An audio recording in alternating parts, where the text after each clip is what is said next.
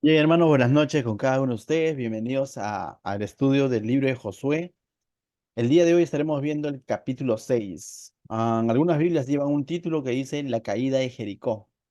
Podríamos decir la caída de Jericó o también quizás los primeros pasos en una vida victoriosa, ¿no? Porque vamos a ver el día de hoy cómo es que todo esto que era una promesa para el pueblo de Israel desde hace 40 años, que más de 40 años desde Abraham, ¿no? Cómo es que Dios le prometió poseer esta tierra de Canaán, la famosa tierra prometida donde fluye leche y miel.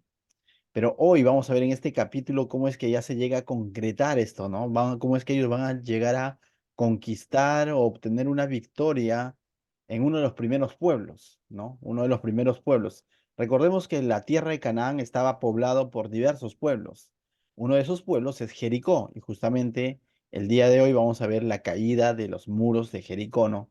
Cómo es que Dios, bajo su propia estrategia, va a entregar este pueblo en las manos del pueblo de Israel, ¿no? Entonces, para esto hemos visto en el capítulo anterior cómo es que Josué se encuentra con el príncipe del ejército de Jehová, ¿no? Es decir, nosotros decimos que se encuentra básicamente con una manifestación de Jesucristo, ¿no?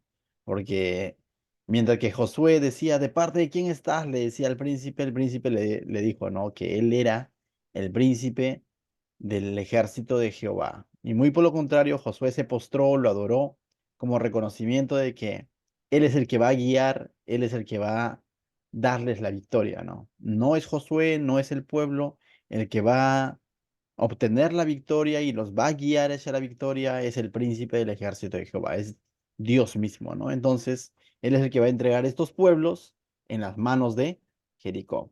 Y va a comenzar con uno de los pueblos más seguros. De todos los demás pueblos, este era uno de los pueblos más seguros porque tenía unas murallas, tenía unos muros que lo protegían. Y eso lo hacía de alguna manera, aunque pequeño, pero lo hacía, vamos a decirlo así, seguro, poderoso, militarmente hablando.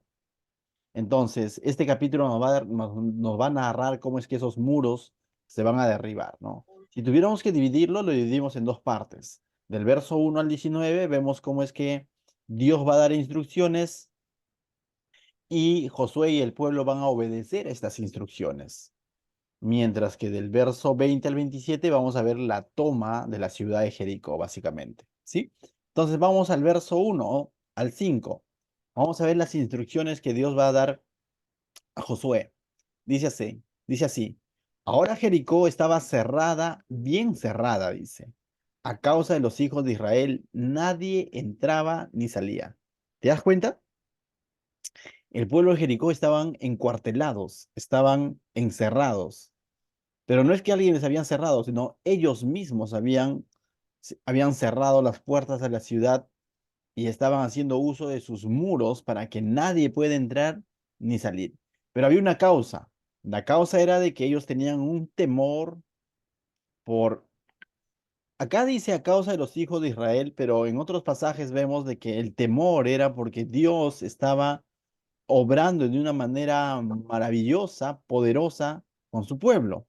Y ellos tenían la información de cómo es que Dios los había librado de Egipto, de cómo Dios los había sostenido en el desierto, de cómo habían vencido a las amalecitas y otros pueblos ahí en el camino del desierto, cómo es que las aguas del río Jordán se habían secado, o cómo es que con Moisés también se había secado el mar. Entonces, para ellos, todo esto es Dios está con este pueblo Israel y ellos son hijos de Dios, básicamente, ¿no? O es ese pueblo precioso de Dios, ¿no? Entonces, se han encerrado porque tienen temor.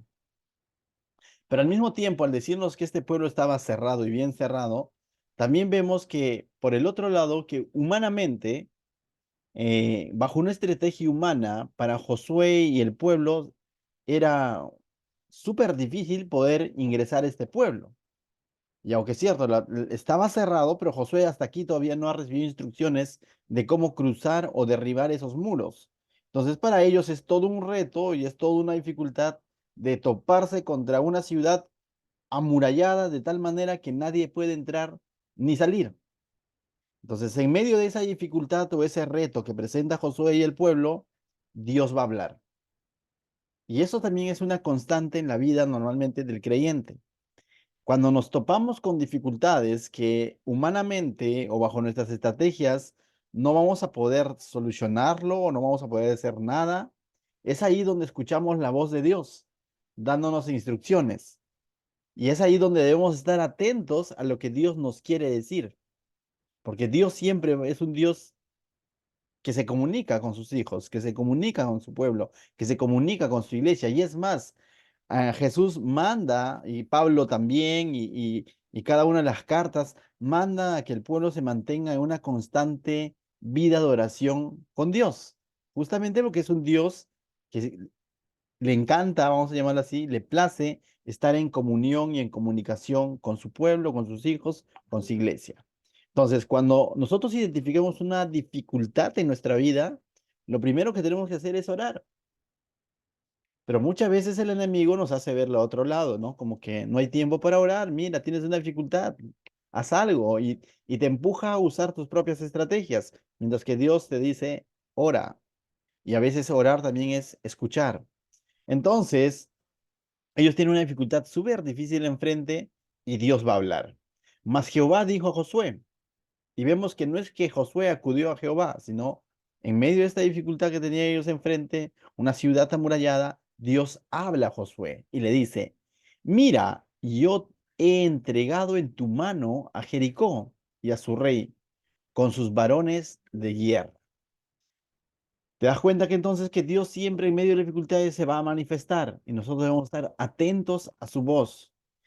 Y aquí Dios le está diciendo, yo he entregado en tu mano a Jericó y a su rey y a todos sus varones de guerra. Pero esto es algo curioso, ¿no? Porque tú dices, me has entregado. Y Josué podría decirle, pero todavía tenemos un muro delante, ¿cómo es que me has entregado? Más adelante, si no me equivoco, Pablo o uno de los autores del Nuevo Testamento dice que Dios llama a las cosas que no son como si fueran, ¿no? Entonces es interesante, ¿no? Ahora, no porque Dios sea mentiroso, sino Dios habla las cosas que no son como si fueran porque Él siempre va a cumplir lo que dice, porque para lo que algo que Él ha prometido lo va a cumplir. Dios cumple su palabra. Por eso es que Él llama las cosas que no son como si fueran. Es por eso que vemos a Jesús hablando al muerto para que el muerto camine. Jesús hablando al paralítico para que el paralítico se levante. Jesús diciendo al hombre de la mano seca para que levante la mano seca. Bajo de una perspectiva humana, uno podría decir, no, primero que le diga te ha sanado la mano para que el otro levante la mano. Pero Jesús le dice, levanta la mano. Y vemos cómo sucede el milagro. Entonces Dios habla las cosas que no son, ¿para qué?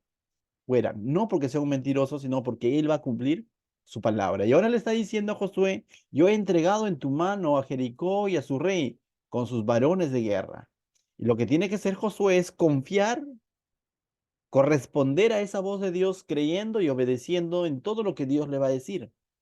Ahora, Dios le va a dar un plan. El verso 3 en adelante le va a dar un plan específico, preciso a Josué y al pueblo. Y lo único que tiene que Josué hacer es, con este plan que Dios le va a dar, es creer y obedecer. No tanto cuestionar ni razonar el plan. Porque si Josué se pone a razonar o a cuestionar el plan, probablemente le va a entrar en incredulidad. Porque el plan es curioso. El plan es poco inusual. El plan, militarmente hablando, es una locura el plan que le va a dar. Estratégicamente hablando, no es tan brillante la idea que Dios le va a dar, ¿no? Bajo el punto de vista o el concepto humano, va a decir, ¿qué me está diciendo que haga?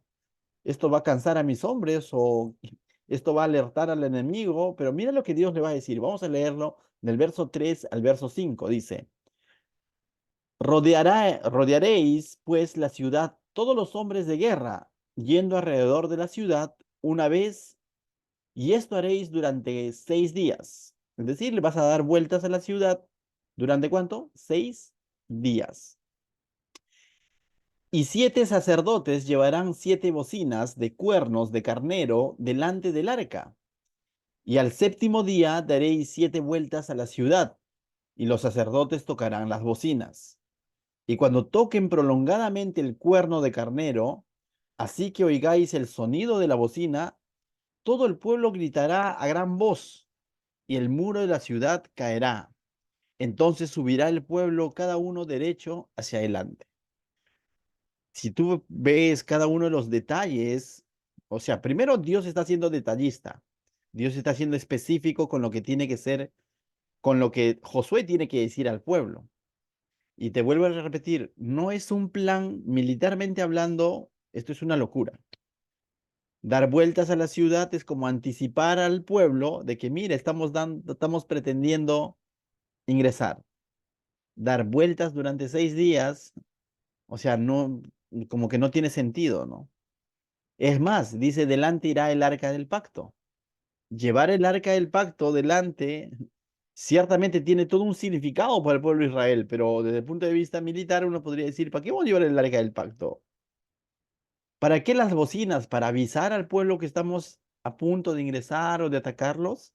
Entonces, militarmente hablando, esto es una locura, pero es una estrategia que Dios está dando a Josué. Entonces, no se trata de que Josué comprenda el plan o cuestione el plan. Se trata de que Josué crea en el plan y obedezca el plan. Muchas veces Dios habla también de esa manera en nuestra vida. Nos pide hacer cosas que nos parecen un poco como que uno podría decir, pero ¿por qué Dios me pide hacer esto? Pero sabes, no se trata de cuestionar lo que Dios te manda a hacer en su palabra. Se trata de creerlo y obedecerlo. Porque si de pronto cuestionamos las cosas de Dios y pretendemos comprenderlo para recién obedecerlo, entonces seríamos como un rebelde convencido y no un hijo que tiene fe en lo que el padre le dice. Y este ejemplo también lo he puesto muchas veces. Cuando un padre le manda a su hijo, le dice, anda, ve y compra pan, el hijo le dice, ¿por qué yo? Y el padre como que tiene que dar explicaciones al hijo por qué tiene que ir a comprar pan. Yo te pregunto, ¿ese hijo está teniendo una actitud obediente o una actitud como que un poco incrédula o un poco rebelde? Porque tanto así que el padre tiene que darle la explicación de por qué él tiene que hacer eso y no está siendo simplemente obediente a la voz del padre. Hay veces que tenemos hijos así, ¿no? O hemos sido hijos así. Pero con Dios no debe de ser así. Debemos de creer en lo que Él dice. Y Josué lo va a hacer, mira. Josué tiene que entender que los métodos de hombre no van a ser superiores a los métodos de Dios. Es más, la palabra de Dios dice que mis pensamientos son más altos que vuestros pensamientos. Y eso es lo que debemos de pronto recordar cuando no comprendemos algo de lo que Dios está haciendo en nuestra vida o de lo que Dios nos está diciendo en su palabra. Hay algo que te va a traer paz cuando tú recuerdes que tus pensamientos o que los pensamientos de Dios son más altos que tus pensamientos. ¿Amén? Entonces, cuando Dios te pida que cumplas un plan, no busques un mejor plan, porque no hay un mejor plan que el de Dios. No hay un mejor plan que el de Dios. Entonces, cuando Josué obedezca el plan que Dios le está dando, las instrucciones que Dios está dando, finalmente entonces va a ver la gloria de Dios, cómo es que Dios va a obrar de una manera milagrosa. Y él dentro del plan le está diciendo todo lo que va a ocurrir, ¿no? Ahora imagina a Josué frente a miles de hombres, ¿no? Frente a un pueblo, transmitiendo este plan al pueblo. Ellos están expectantes a que Josué les diga algo, una estrategia militar quizás, ¿no? De que les diga, ¿saben qué, chicos? Tantos hombres van a trepar los muros y otros van a entrar y van a abrir la puerta de la ciudad y otros ingresan, no sé. Probablemente están esperando instrucciones militarmente hablando, pero Josué va a tener que transmitir este plan que Dios le da al pueblo. Y eso también muchas veces ocurre cuando cumplimos un rol de liderazgo. ¿Qué tan pegados somos a la voz de Dios o a la palabra de Dios cuando de pronto discipulamos o instruimos a los demás hermanos? Porque probablemente ellos estén esperando, vuelvo a repetir, un plan humano, un plan de hombres. Mientras que si Dios te muestra en su palabra que digas, vamos a llamarlo así, ¿no? Entre comillas, una locura en el sentido para el hombre, para la sabiduría humana, pero es sabiduría de Dios, dilo, no tengas vergüenza. Finalmente, Dios es el que está dando su palabra, de tal manera que nosotros debemos ser fieles a lo que Dios nos dice. Y eso va a hacer Josué. Ya lo ha hecho anteriormente, cuando les ha pedido hacer al pueblo cruzar el río Jordán, que pasen primero los sacerdotes, que pisen cuando todavía hay agua y luego el río. Ya lo ha hecho y ahora lo va a seguir haciendo. Entonces aquí vemos un ejemplo de la obediencia de Josué. No cuestiona la voz de Dios, sino que obedece lo que Dios le dice y transmite esto al pueblo. Verso 6. Llamando pues Josué, hijo de Num, a los sacerdotes, les dijo, llevad el arca del pacto, y 7 sacerdotes lleven bocinas de cuerno de carnero delante del arca de Jehová. Y vamos a ver ahora que en esta estrategia también está presente el arca de Jehová. Y vuelvo a repetir, aunque militarmente hablando quizás no tiene sentido llevar el arca de Jehová, pero bajo la estrategia de Dios, el arca de Jehová es muy importante para el pueblo. Porque el arca de Jehová lo que representaba que era la presencia de Dios en medio de su pueblo. Entonces ellos tienen que entender que no están yendo solos. Ellos tienen que entender que la presencia de Dios está yendo delante de ellos. Y ahí radica, vamos a llamarlo, la estrategia de Dios en todo el desierto. De que la presencia de Dios siempre estaba delante del pueblo. Aún para que se abra el mar, cuando Moisés salía de Egipto con todo el pueblo, estaba la presencia de Dios. Delante y detrás, en el desierto, en el día y en la noche. Entonces, es importante también nosotros, hermanos, cuando de pronto atravesamos batallas, dificultades, retos, como familia, como persona, como ministerio, entender que la presencia de Jehová tiene que estar ahí. No puedes hacer nada aislado de Dios y pretender obtener victoria en el sentido espiritual si tú no tienes en cuenta a Dios. Si no tenemos en cuenta a Dios, no podemos pretender obtener victoria bajo nuestras propias estrategias. Es bueno usar las herramientas, vamos a decirlo así, que Dios ha provisto a través de la ciencia, la medicina, la ingeniería, qué sé yo. Es bueno usarlo, pero jamás estas herramientas pueden desplazar la presencia y la guía de Dios en la vida de un cristiano. Amén. Entonces dice el verso 6, no, verso 7, y dijo al pueblo, pasad y rodead la ciudad, y los que están armados pasarán delante del arca de Jehová. Entonces Josué pone en obra las instrucciones que Dios le ha dado, está transmitiendo lo que Dios le ha dicho, lo está transmitiendo a los sacerdotes y al pueblo, a los hombres de guerra, ¿no? Está poniendo por obra, entonces está siendo obediente. Y esto va a traer como consecuencia también una obediencia de parte del pueblo. Mira lo que dice el verso 8. Y así que Josué hubo hablado al pueblo, entonces ni bien Josué da estas instrucciones al pueblo, los 7 sacerdotes, llevando las 7 bocinas de cuerno de carnero, pasaron delante del arca de Jehová y tocaron las bocinas, y el arca del pacto de Jehová los seguía. Verso 9. Y los hombres armados iban delante de los sacerdotes que tocaban las bocinas, y la retaguardia iba tras el arca mientras las bocinas sonaban continuamente. Entonces, después de la obediencia a Josué, vemos ahora la obediencia de los líderes y de los hombres de guerra. Están siguiendo, vamos a decirlo así, las instrucciones de Dios al pie de la letra. Y te adelanto al final de la historia, ¿no? Van a obtener victoria. ¿Por qué? Porque están obedeciendo las instrucciones de Dios al pie de la letra. Cada vez que el pueblo de Dios de pronto trató de hacerle un cambio a las instrucciones de Dios, le fue mal. Y más adelante también va a suceder eso. Cada vez que el pueblo de pronto pretende olvidar las instrucciones de Dios o alterar las instrucciones de Dios, las cosas no van a salir como debe ser. Pero cada vez que el pueblo se apega a lo que Dios ha dicho, siempre hay una victoria asegurada. La pregunta sería esta noche para ti y para mí, ¿qué tanto nos estamos apegando a la palabra de Dios? A lo que poco a poco venimos aprendiendo miércoles, sábados, viernes, en el caso del instituto, sábado también, los domingos, o a tus lecturas bíblicas. No se trata solo de estudiarlo, no se trata solo de saberlo, sino qué tanto nos estamos apegando a cumplirlos o a vivirlo o a vivir conforme a los principios que vas aprendiendo a través de todo este caminar cristiano. ¿Qué tanto lo estás aplicando a tu vida? O si seguimos actuando y haciendo las cosas a nuestra manera. Entonces, si actuamos y hacemos las cosas a nuestra manera, conforme a nuestro parecer, conforme a nuestra crianza quizás, o conforme a nuestras propias convicciones, pero que no están basadas en la palabra de Dios, no pretendamos tener vidas victoriosas, pues.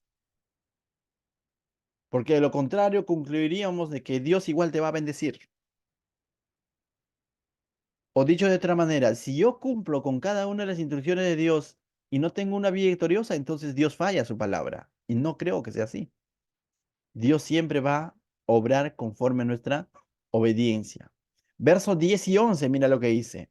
Y Josué mandó al pueblo diciendo, ustedes no gritaréis, ni se oirá vuestra voz, ni saldrá palabra de vuestra boca, hasta el día que yo os diga, gritad, entonces gritaréis. Así que hizo que el arca de Jehová diera una vuelta alrededor de la ciudad y volvieron luego al campamento y allí pasaron la noche. Entonces, les está diciendo al pueblo que ellos deben de estar, deberían de permanecer, ¿qué? Callados, ¿no? Lo único que tenían que sonar eran las bocinas. Solo debían de oír los cuernos que eran las bocinas hechas de cuerno, de carnero, ¿no? Es lo único que se debía escuchar. No gritos de guerra, no arengas, no.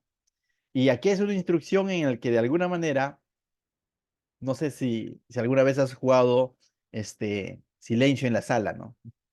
Cuando dicen silencio en la sala, es cuando más quieres hablar, ¿no? De pronto, si no te dijeran silencio en la sala, como que, bueno, ¿no? Vas a hablar porque tengas. Pero cuando dicen silencio en la sala, estás ahí, mm, como que con ese, como que un poco más le pones un gancho de ropa a tu boca, ¿no? Porque como que te tienta hablar más bien. Y aquí esta orden también es interesante porque le dice, ustedes no digan nada, no griten nada. Más de uno de ellos para tomar valor quisiera gritar quizás. Entonces, aquí ellos deberían de aprender a callar y a escuchar.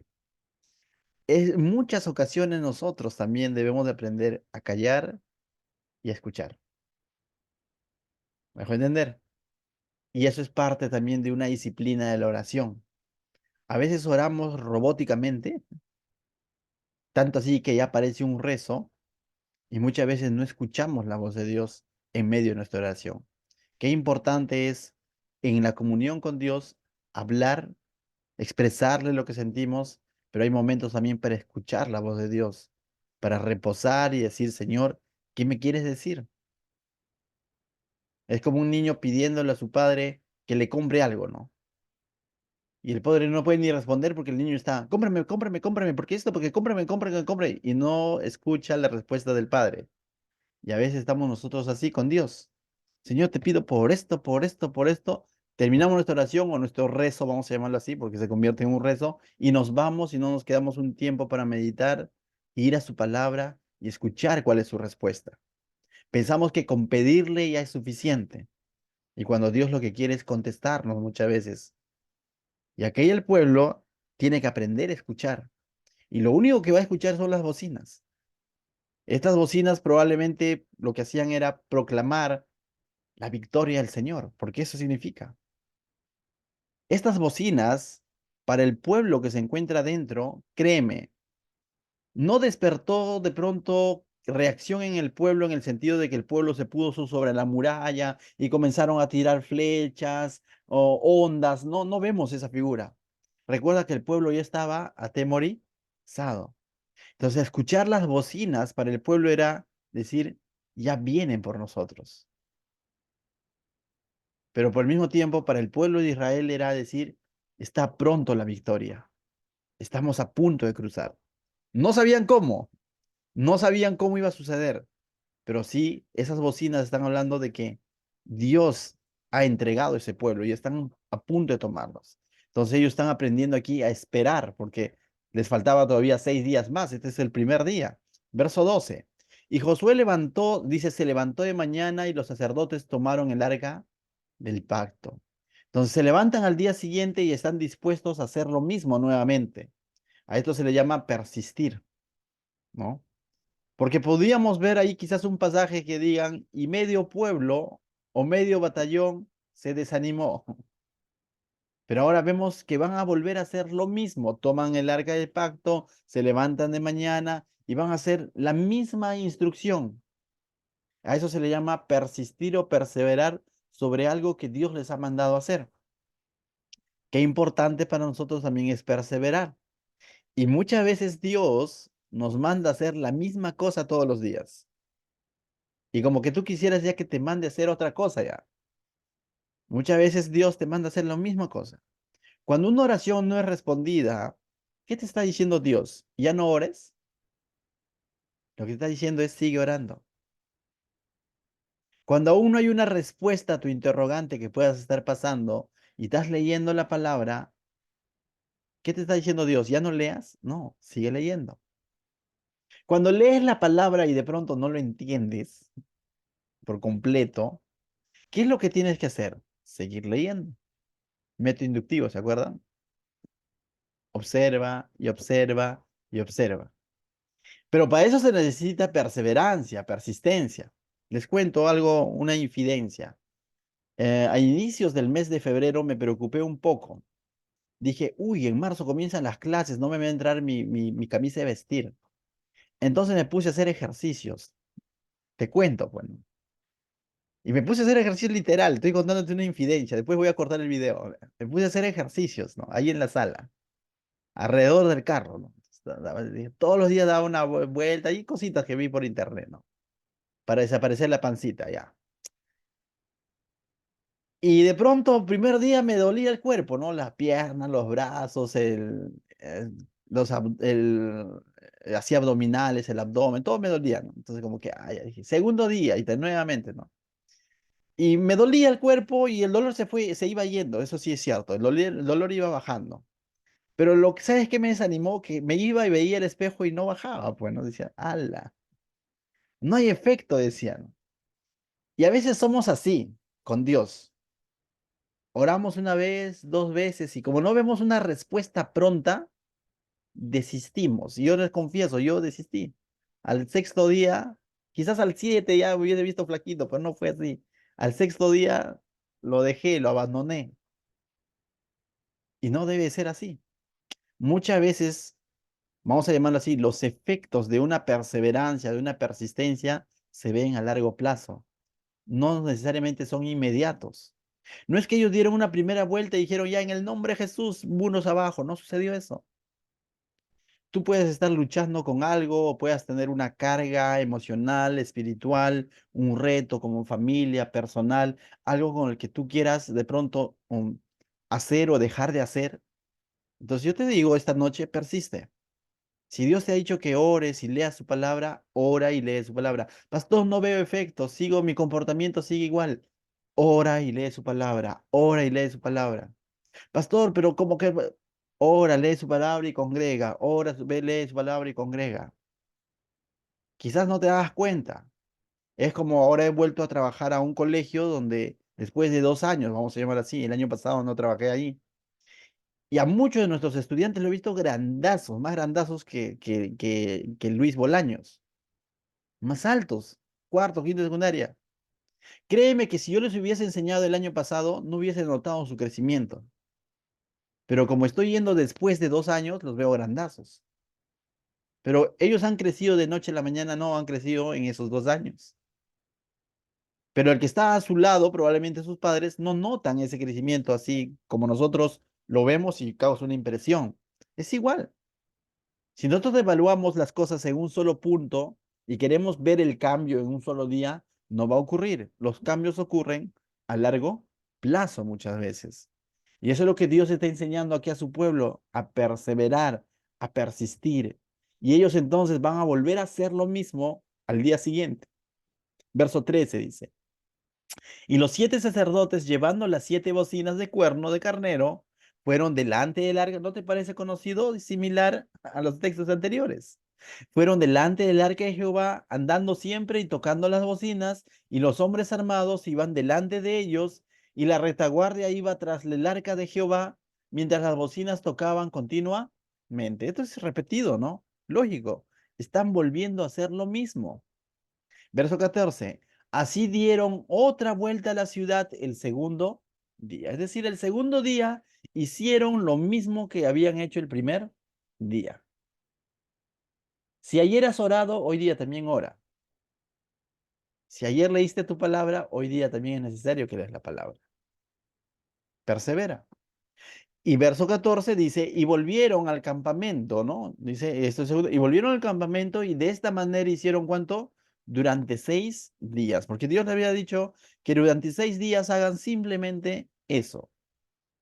Pero esto también requiere perseverancia, lo hemos dicho, fe, lo hemos dicho, pero requiere fe, creerle a Dios. Militarmente es una locura, pero ellos le están creyendo a Dios, están perseverando en eso, pero también requiere valor y paciencia. ¿Valor por qué? Porque si tú estás dando vueltas 6 días de la misma manera, por ahí puede venir a tu mente y decir, oye, ahorita se suben al muro y comienzan a mandarnos proyectiles, ¿no? Ya sea piedras, ya sea flechazos, y como que podría incrementarse un poco el miedo, el temor a que el pueblo que estaba dentro de estos muros reaccione. Entonces, pero ellos también entonces aquí están aprendiendo a tener valor, a estar dando vueltas a pesar de que saben que dentro hay un enemigo, un pueblo enemigo. Pero ellos se han llenado de valor o están aprendiendo a tener valor porque todos los días están saliendo a hacer lo mismo. Y están teniendo paciencia porque hasta este momento no hay efectos. Hasta este momento todavía no se ha caído ni una piedra del muro. No ha sucedido nada. No se ha desmoronado nada. Eso se llama tener paciencia. Entonces, verso 15, vamos a ver ahora. Al séptimo día se levantaron, dice, al despuntar el alba, y dieron vuelta a la ciudad de la misma manera 7 veces. Solamente este día dieron vuelta alrededor de ella 7 veces. Este séptimo día van a dar ¿cuántas vueltas? 7 vueltas. A diferencia de los otros días que eran una vuelta por día. Pero este séptimo día van a dar vueltas 7 veces. Es interesante porque si tú dices ellos han estado en este ejercicio en total 7 días, uno de esos días ha sido día de reposo, ¿sí o no? Uno de esos días ha sido de reposo. Un religioso podría decir, no, día de reposo no podemos dar vueltas, pero ellos están siendo obedientes a lo que Dios les está diciendo. Están dando vueltas, cargando el arca. Porque esta obra que está sucediendo no lo está haciendo el hombre, esta obra lo está haciendo Dios. Por lo tanto, aquí el hombre no está obrando, el que está obrando es Dios. Y Dios obra cuando Él quiere, incluso un día de reposo. Ya lo hemos visto al Señor Jesús obrar en día de reposo, sanar paralíticos, mano seca y todo lo demás. Entonces, esta obra que está sucediendo ahora es una obra de Dios, no una obra de hombres.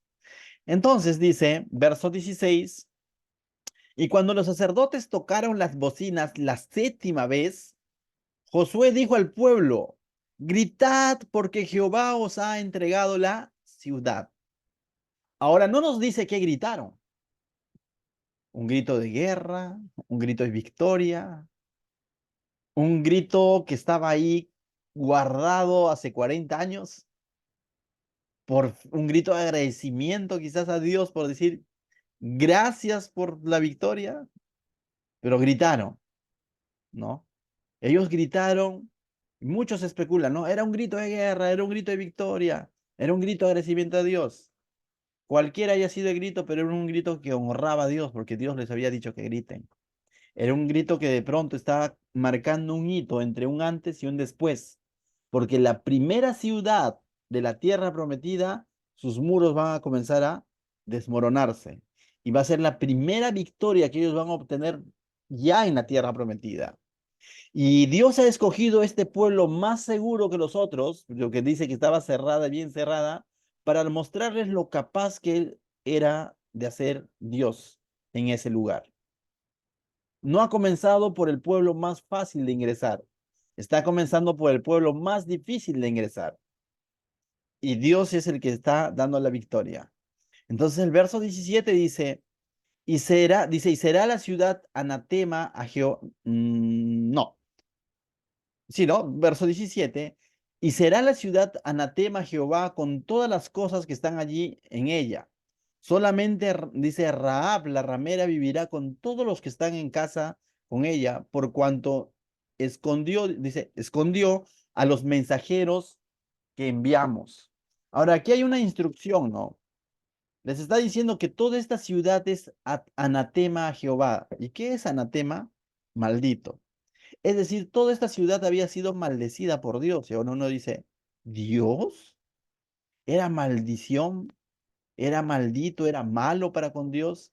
Sí, pero debemos entender un poco el contexto.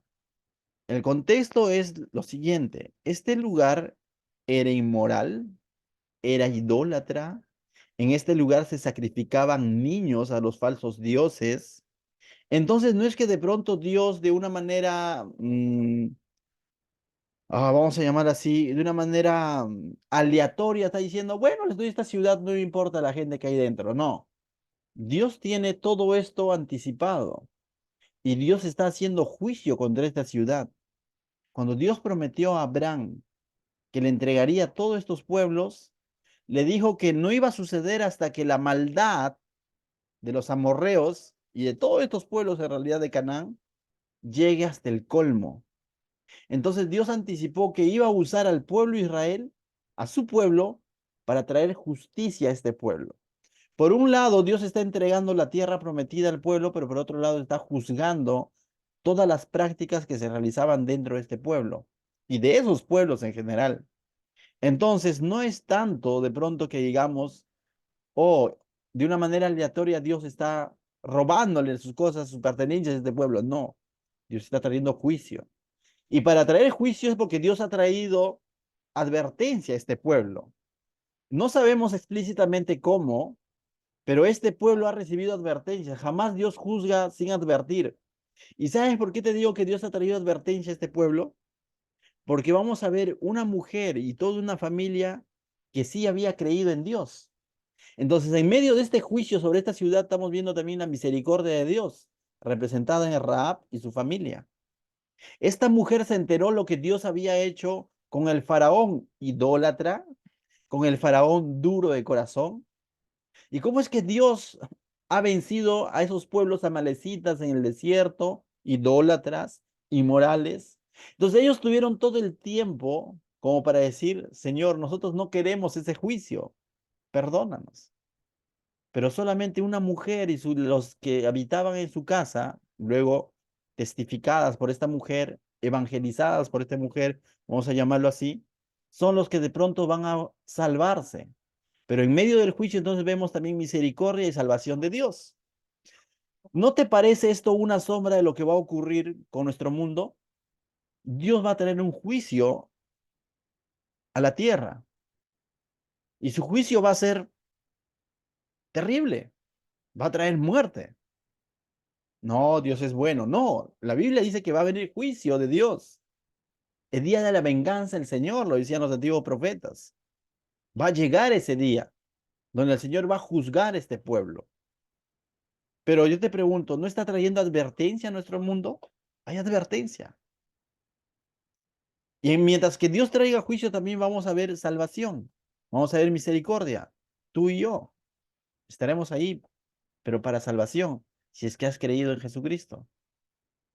Y nos damos cuenta que así como Rahab y su familia van a vivir y van a ser salvas porque le creyeron a Dios, porque creyeron en Dios, porque creyeron en las espías que vinieron de parte de Dios y no solamente le creyeron de una manera intelectual o le creyó de una manera intelectual, sino que mostró evidencias de su fe salvaguardando la vida de estos espías. De la misma manera también hoy en día nosotros podemos escapar del juicio de Dios creyendo en el mensaje de Dios, creyendo en el mensaje del Evangelio.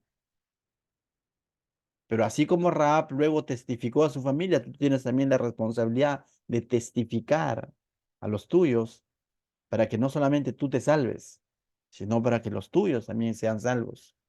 Entonces vemos toda esta figura aquí, ¿no? Cómo es que Dios va a traer juicio a este pueblo, pero también al mismo tiempo vemos su misericordia. Verso 18.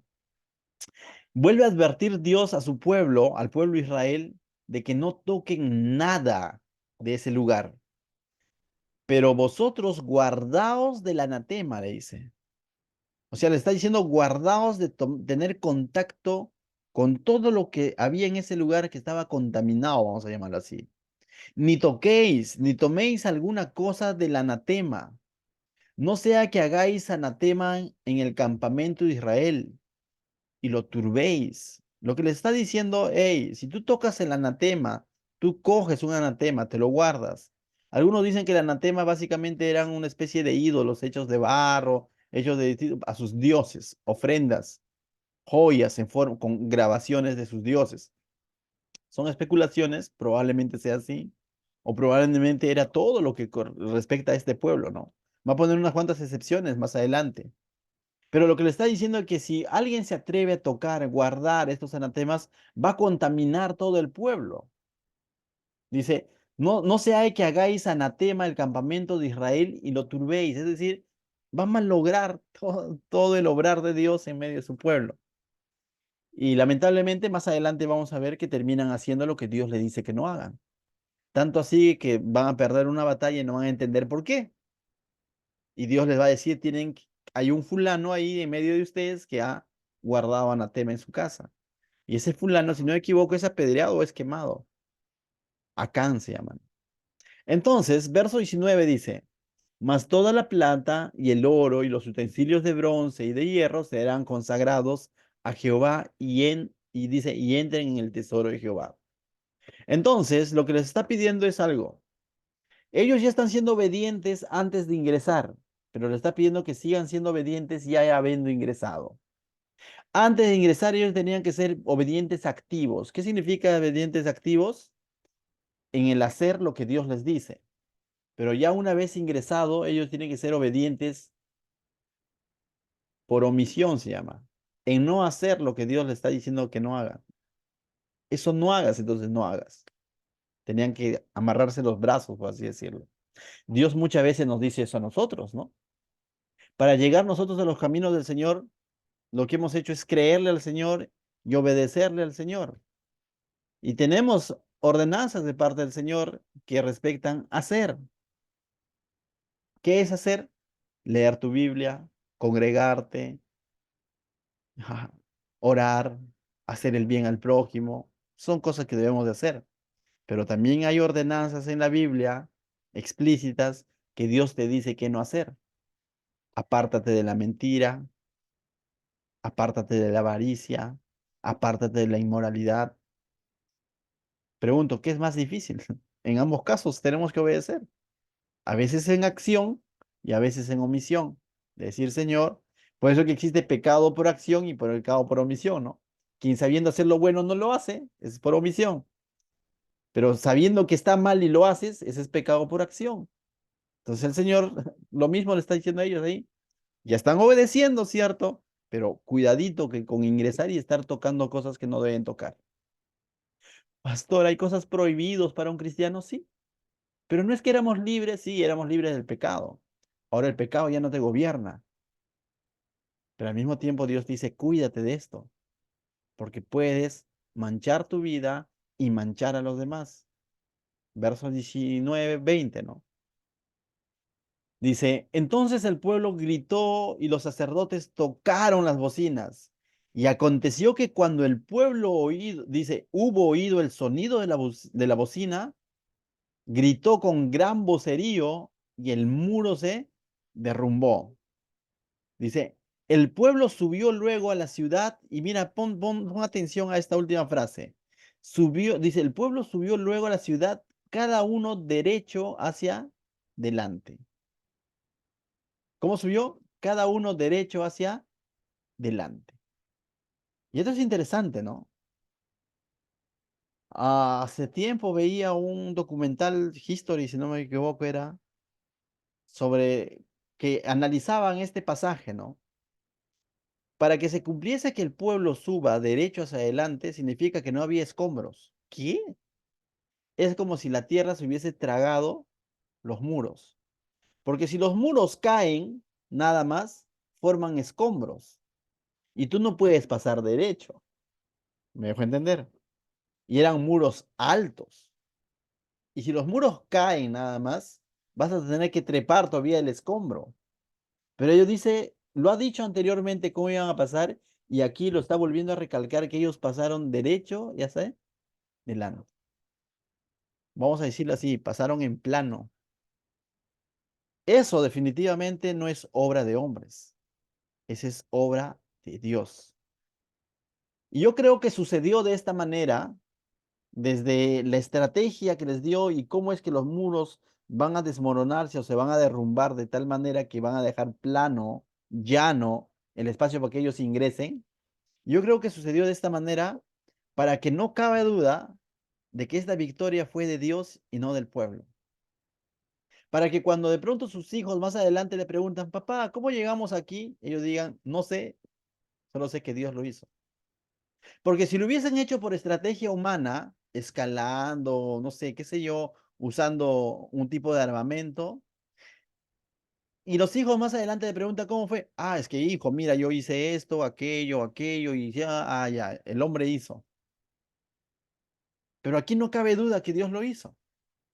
Y a veces obra Dios también así en nuestra vida, ¿no? Donde tus hijos te van a preguntar, papá, ¿cómo es? No sé, o sea, Dios lo hizo, porque yo no podía hacerlo.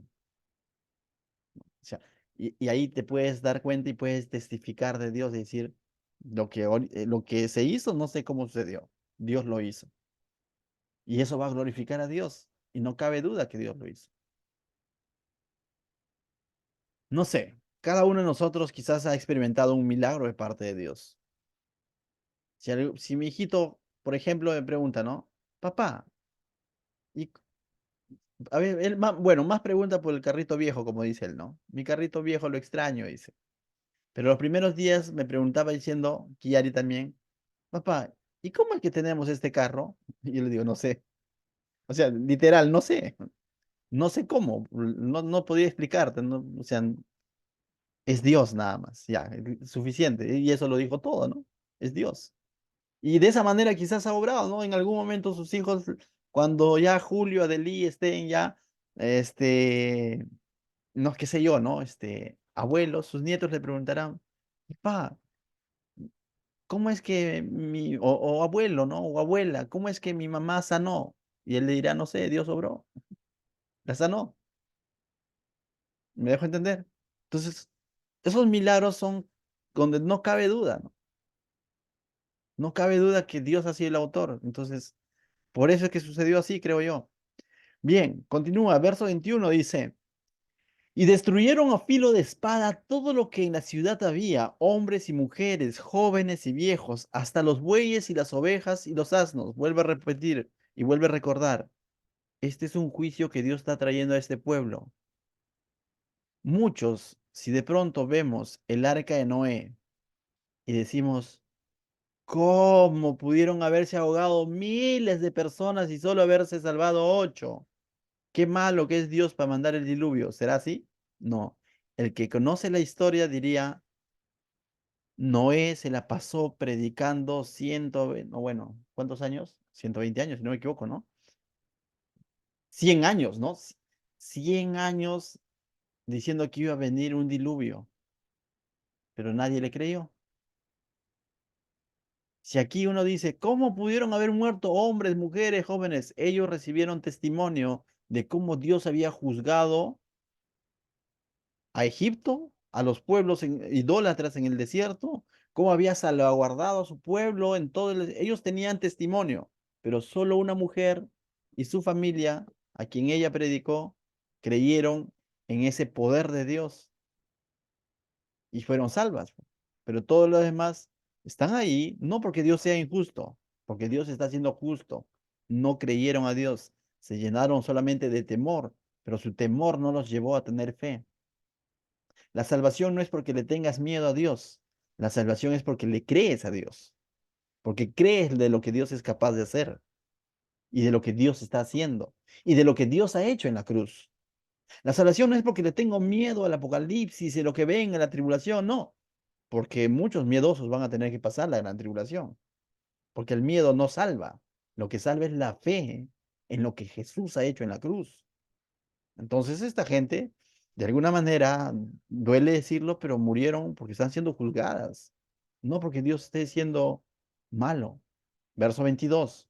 Mas Josué dijo a dos hombres que habían reconocido la tierra, a los dos hombres, entrad en la casa de la mujer ramera y haced salir de allí a la mujer y todo lo que fuere suyo, como lo jurasteis. Y ahora que es interesante cómo es que Josué les da la orden a estos dos hombres Y vuelve a recalcar esa característica de esta mujer, ¿no?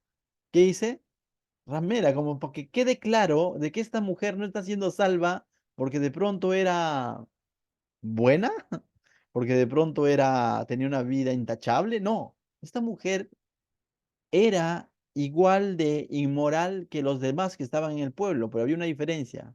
Esta mujer había creído en Dios. Esta mujer había depositado su confianza en Dios y lo expresó con obras en el sentido de que salvaguardó la vida de los mensajeros de Dios, ¿por qué no decirlo? De los mensajeros del pueblo de Israel. Entonces ahora vemos salvación en esta casa. Y los espías entraron y sacaron a Rahab, y a su padre, a su madre, a sus hermanos, y todo lo que era suyo. Y también sacaron a toda su parentela y los pusieron fuera del campamento de Israel. Y consumieron con fuego la ciudad y todo lo que en ella había. Solamente pusieron en el tesoro de la casa de Jehová plata, oro y los utensilios de bronce y hierro. Tal como nos decía el verso 19, ¿no? Que nos especificaban qué es lo que estaba permitido separar y luego consagrarlo a Dios, ¿no? Eso va a tener una finalidad más adelante, ¿no? Más adelante eso va a ser usado. Bien, verso 25 dice, mas Josué salvó la vida de la ramera. Pregunto, es interesante cuando dice Josué, ¿no? Sabemos que Josué significa la salvación viene de quién? De Jehová. Josué está en hebreo, es una transliteración del hebreo, Yoshua, mientras que Jesús es una transliteración del griego, Yeshua, pero ambos significa la salvación viene de Dios, la salvación viene de Jehová. Podríamos decir que de alguna manera simbólica o una manera de sombra, vemos que la salvación viene de Jesús, no de la ley de Moisés. No es más, Moisés, que representa la ley, no logró hacerlos ingresar a la tierra prometida.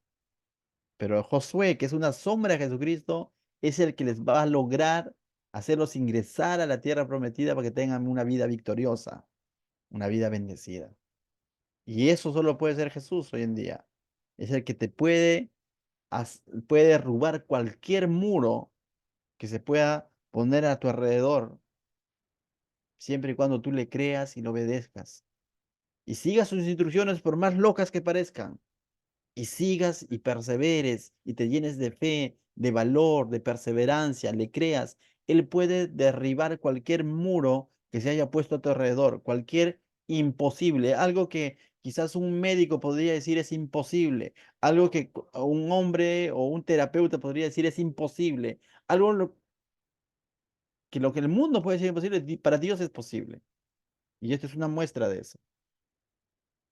Mas Josué dice, salvó la vida de Rahab la ramera y la casa de su padre y a todo lo que ella tenía, y habitó ella entre los israelitas hasta hoy, por cuanto escondió a los mensajeros que Josué había enviado a reconocer a Jericó. Aunque pareciera que es por eso, pero en realidad ella escondió porque primero había creído en Dios. Debemos entender el orden.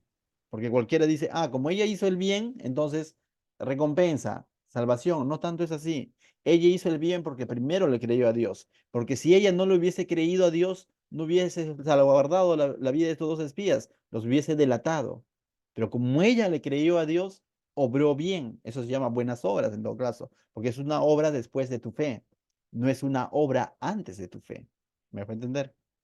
Verso 26 dice, en aquel tiempo hizo Josué un juramento diciendo, maldito delante de Jehová el hombre que se levanta y reedificar esta ciudad de Jericó sobre su primogénito.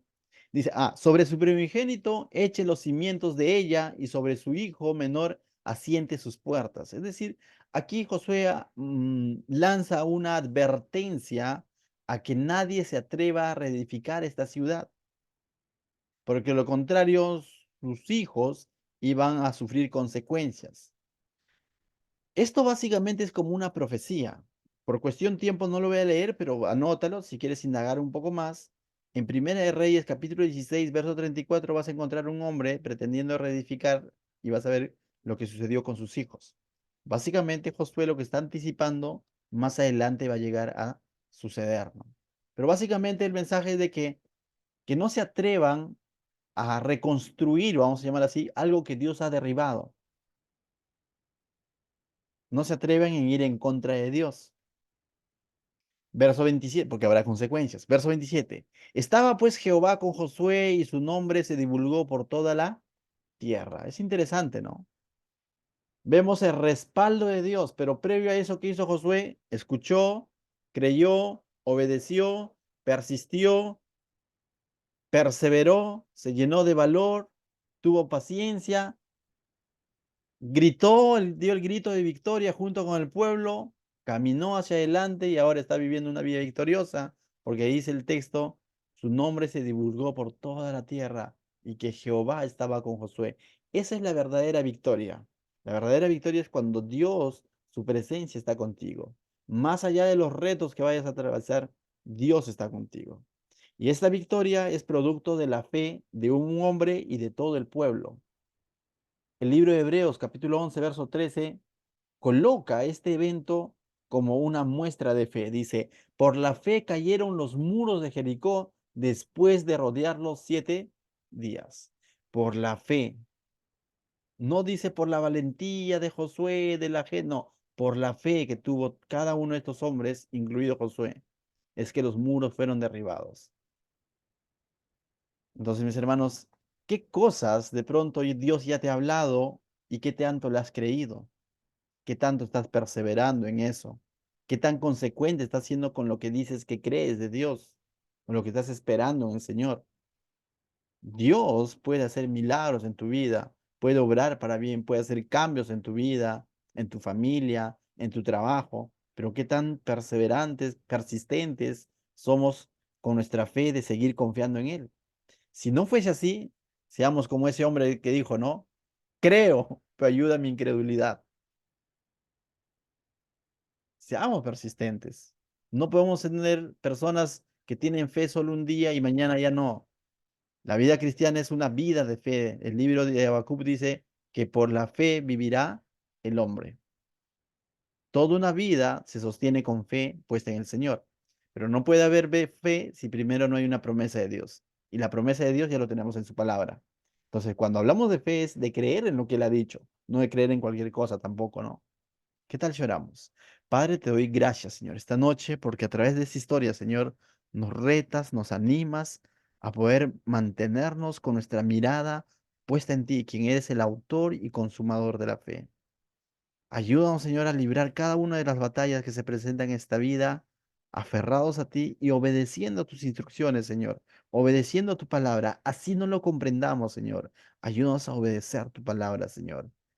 Ayuda a mi credibilidad, Señor. Quiero seguir creyendo en ti. En el nombre de Jesús, la gloria, la honra sean para ti, mi Dios. Amén.